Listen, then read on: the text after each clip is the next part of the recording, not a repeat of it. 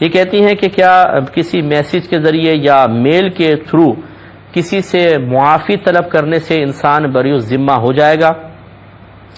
دیکھیں یہ طریقہ کار بالکل غلط اب ہمارے ہاں رواج پا رہا ہے کہ ایک آدمی دوسرے پہ زیادتی کرتا ہے، اور پھر یہ جیسے ایام آ جاتے ہیں، کوئی شب برات کے آ گئے، شب معراج آ گئی، رمضان قریب آ گیا، تو میسج خالی کر دیتے ہیں جی مجھے معاف کر دیں جتنی میری کوتاہیاں ہوئی ہیں، اللہ تعالیٰ آپ کو جزائے خیر عطا فرمائے۔ بعض دھمکیاں دیتے ہیں، اگر آپ مجھے معاف کر دیں، اگر معاف نہیں کریں گے تو بروز قیامت آپ کی گرفت ہو جائے گی۔ واہ بھائی واہ، مجرم جرم بھی آپ نے کیا ہے اور پھر اس مظلوم کو بیچارے کو آپ بلیک میل بھی کر رہے ہیں۔ تو یاد رکھیں یہ معافی مانگنے کا طریقہ نہیں ہے۔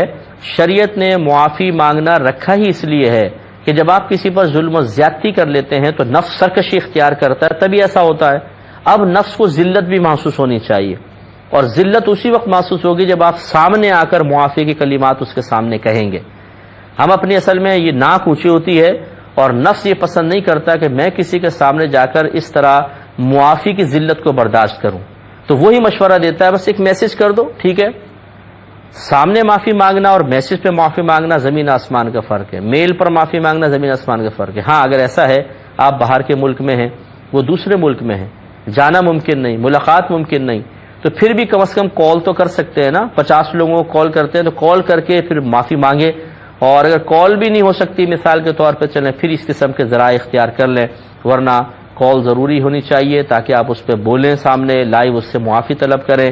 یا انٹرنیٹ پر اگر آپ ہیں، جیسے نامحرم کو کوئی مسئلہ نہ ہو، لڑکی لڑکی سے، عورت عورت سے معافی مانگے، مرد مرد سے مانگ رہا ہے، تو اسکائپ وغیرہ پر سامنے آ کر معافی مانگے تاکہ نفس کو ذلت کا احساس ہو اور سامنے والا خوش دلی کے ساتھ پھر معاف کرنے کی طرف مائل ہو جائے۔